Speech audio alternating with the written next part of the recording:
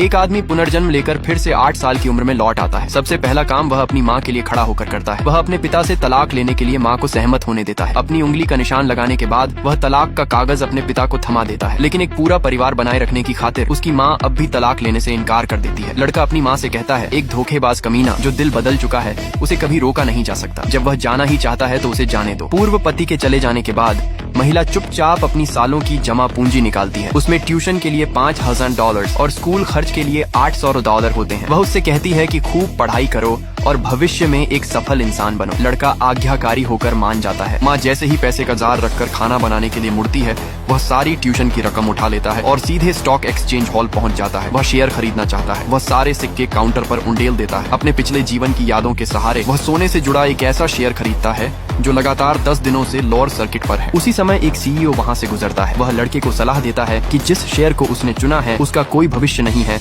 और पैसे वापस लेकर घर चला जाए। लड़का कहता है, विदेश में युद्ध होने वाला है, यह शेयर जरूर ऊपर जाएगा। सहायक बताता है कि यह व्यक्ति लू ग्रुप का सीईओ है। सीईओ जवाब देता है कि अंतर्राष्ट्रीय सोने की कीमतें पहले ही लगातार 10 दिनों से गिर रही हैं और अंतर्राष्ट्रीय गठबंधनों के नियंत्रण में कोई युद्ध नहीं होगा। अगर लड़का सच में शेयर खरीदना चाहता है तो वह उसे एक अच्छा शेयर सुझा सकता है, लेकिन दूसरी जिंदगी जी चुका लड़का जानता था कि यह शेयर एक अच्छा निवेश है। वह सामने खड़े आदमी को देखता है। उसका स्वभाव ठीक लगता है और वह लंबा, सुंदर और आकर्षक भी है। लड़का कहता है कि यह शेयर सिर्फ ऊपर नहीं जाएगा बल्कि लगातार 10 दिनों तक चढ़ेगा। अगर विश्वास नहीं है तो शर्त लगा लेते हैं। सीईओ पूछता है कि शर्त क्या होगी। लड़का कहता है, अगर यह शेयर ऊपर गया तो आपको मेरी माँ से शादी करनी होगी। आदमी तुरंत मान जाता है। अगर लड़का हार गया तो वह कभी भी अपने माता पिता के पैसों से शेयर नहीं खरीदेगा। उसी समय उसका कमीना पिता और वह महिला भी वहाँ पहुँच जाते हैं और माँ बेटे का मजाक उड़ाने लगते हैं। लड़का उनकी चाल में साथ देता है और उनसे भी एक और शर्त लगा लेता है। 3 मिनट बाद अगर शेयर ऊपर गया तो उन्हें सबके सामने घुटनों पर बैठकर माफी मांगनी होगी। उलटी गिनती शुरू होती है, लेकिन शेयर की कीमत लगातार गिरती रहती है। उसकी माँ पैसे के लिए दुखी हो जाती है और नहीं चाहती कि उसका बेटा अपमानित हो, इसलिए वह खुद घुटनों पर बैठकर